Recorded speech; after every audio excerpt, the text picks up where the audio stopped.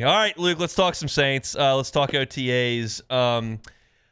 Quarterback is just the overwhelming theme, and so I feel like I can't start the interview without starting there. Anything over the last week that made you go, oh, okay? No, I don't think so. I mean, I think both guys that look at we're really just considering Rattler and Shuck, right? Yeah. I mean, Hayner hasn't even competed in any of the stuff that we've seen.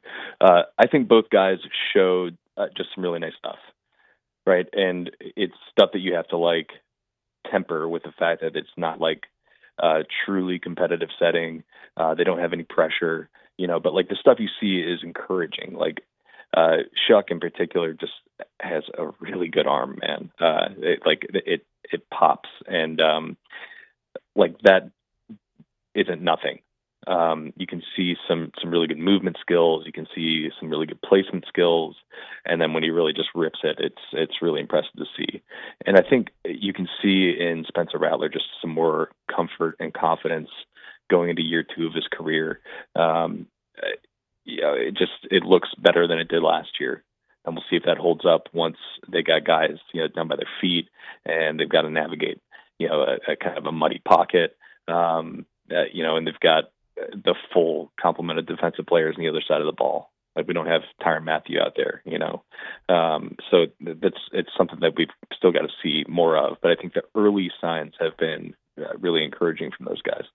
Give me a sense of the responsibilities that you can see on the practice field between Kellen Moore and Doug Musmeyer. Does Kellen Moore look like an offensive coordinator, or does he look like a head coach kind of in the background?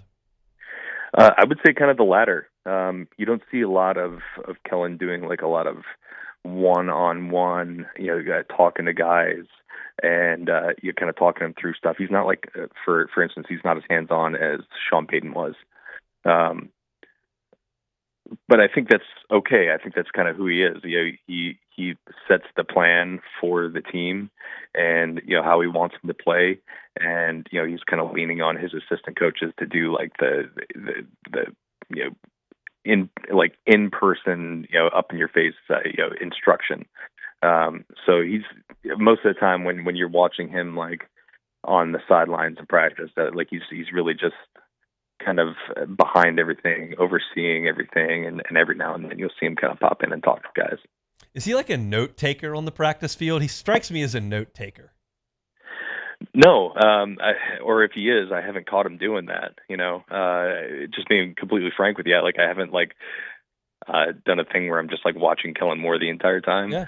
But yeah, most of the time that like I do notice him, he is just kind of standing off to the back and looking at everything. And he is the type of person, and like I think a lot of NFL coaches are this way, particularly like play calling coaches. He's the type of person who strikes me as having really, really good mental recall. So maybe like not taking notes, but like maybe taking mental notes, if that makes sense. For sure, and they're going to take a million looks at the footage of practice after it's over, so Right. you get how that always works. I'm curious your thoughts on Kelvin Banks. I know that it's a lot of 7-on-7, so that's not involving the offensive line. But your thoughts after a few weeks of seeing him with the helmet on? Yeah, I mean, he is just like, very much a guy who looks the part, right? And like that part is important at this stage, but like at the same time, like it's just impossible to get like a real sense of like what he's going to look like when he's actually blocking NFL defensive linemen. But the fact that they've just like kind of put him in at left tackle and left him there makes me feel pretty good about it. They're not trying to move him around. They're just like letting him go in at like the premier position on the offensive line and just play it.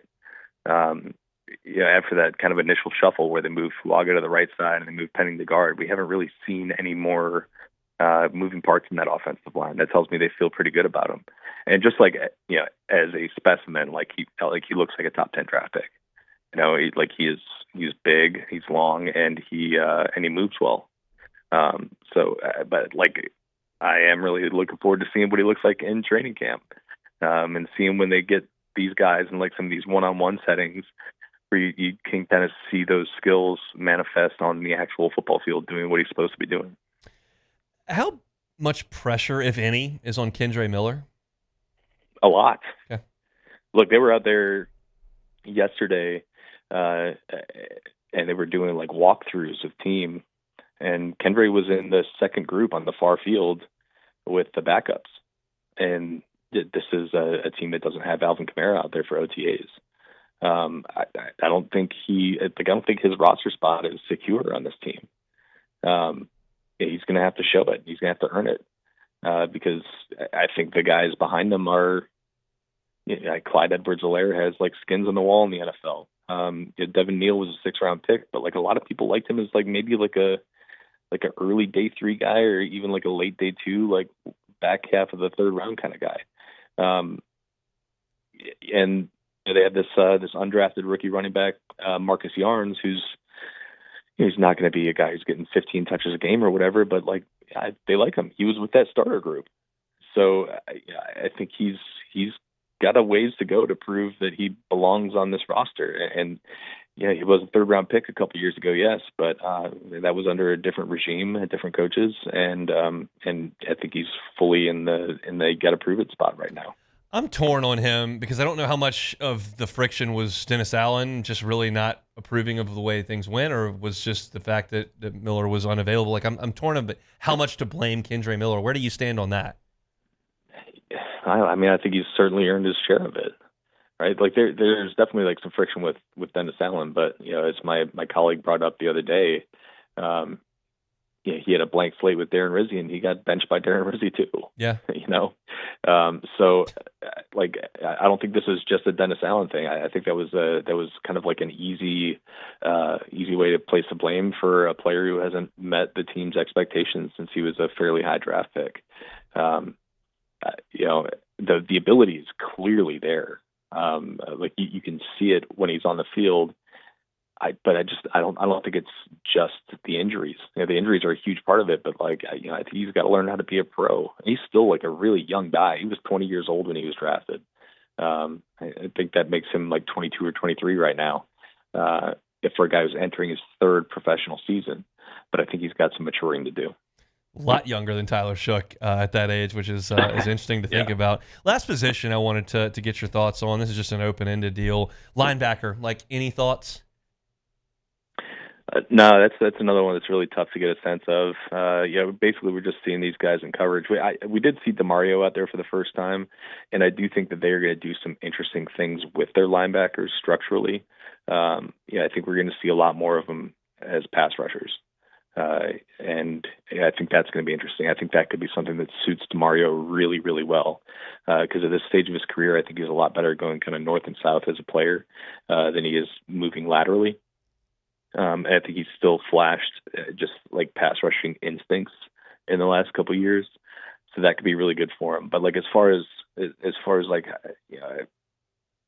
whether we're going to see like Pete Werner take a step forward or whether Danny Stutzman can be a guy for this team, I think it's still way too early to tell. Get more of a sense of that in training camp when they actually put some pads on. Luke, we appreciate some time. Have a great weekend. We'll talk next week.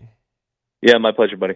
He is Luke Johnson with The Advocate. You can check him out on Twitter @ByLukeJohnson. A lot of great Saints content. It never really sleeps over there. It's always draft or rookie minicamp or OTAs, and then you got mandatory minicamp that's coming up. And then before you know it, LSU's going to wrap this baseball season up at some point, and then it'll be all eyes on football, and it won't be that far away. So we appreciate Luke for giving us a little bit of time. If you're looking for Saints content all year long, Hunt on Saints is where you can always find it. YouTube, course, or wherever you find your podcast. Hey, it's Hunt. Thanks for watching Hunt on Saints. Before you leave, help us out a little bit. Hit that like button, leave your comments in the section below, and hit that subscribe button so you get all our content right here from Hunt on Saints. We'll see you next time.